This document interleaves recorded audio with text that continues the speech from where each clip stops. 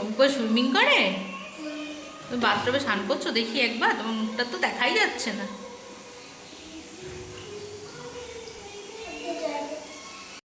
Ready হয়ে গেছি, যাবো হচ্ছে আজকে বজরংবলীর মন্দিরে। অনেক দিন ধরে একটা গ্যাপ হয়ে গেছিলো, আগে প্রায়ই বজরংবলীর মন্দিরে যেতাম।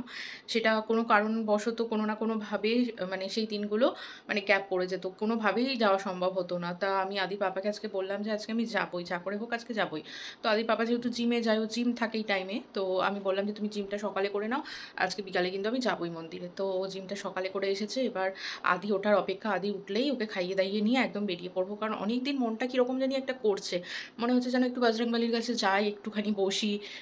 মানে বসে থাকলেও এতটা শান্তি লাগে যে কি বলবো, ওই মন্দিরে চোখ বন্ধ করে বসে থাকতেও এত মানে শান্তি লাগে, এত একটা কীরকম একটা ফিল হয়, মানে এত সুন্দর একটা ফিলিংস হয় যে কি বলবো। তাই মনে হচ্ছে চলো আজ আমাকে আগে যেতেই হবে। ও বললো ঠিক আছে, যখন এতবারই বলছো তাহলে চলো যাই। তো সেই জন্য ও এখন অফিস থেকে আসেনি, জাস্ট আসবে, এসে আজকে খাওয়াবো দাওয়াবো দিয়ে বেরিয়ে যাবো। চলো তোমাদেরকেও দর্শন করাচ্ছি, তোমাদেরও আশা করি খুব ভালো লাগবে। দর্শন করে চলো আমার সাথে।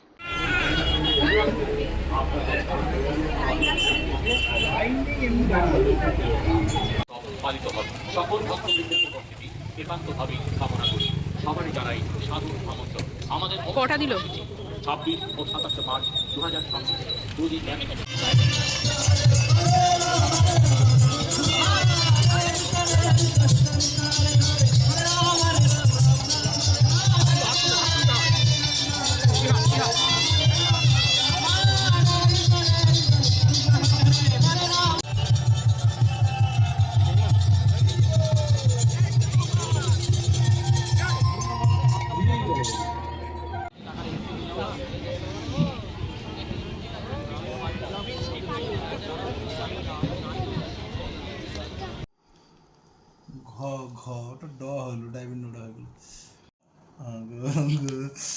এবার উমো হবে।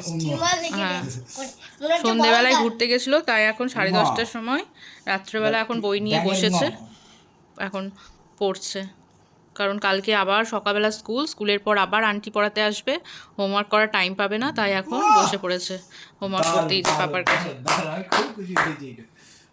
তারপরে ক খ গ ঘ ঙ, তারপরে প ফ ব ভ দ।